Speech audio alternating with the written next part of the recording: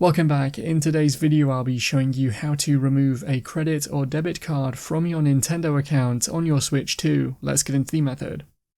On the Switch 2 home screen, open the Nintendo eShop app and then make sure you choose the correct account here if you have multiple. If you now see a QR code, you'll need to scan this and sign in. Once in the shop, move to and select your profile icon in the top right corner. Now scroll down to the settings section and find the credit card information. If this is the card you want to delete, you can choose delete and then confirm this, or you can choose change to enter new card information and verify this. If you run into any problems, you can always log into your Nintendo account on a phone or PC to be able to remove it from there. That's how to remove a credit or debit card from your Nintendo account on your Switch 2.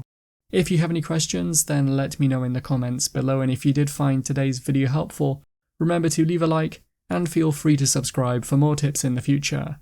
Be sure to stick around to see some of my other videos that you might be interested in. Thanks so much for watching, and I will see you in another video.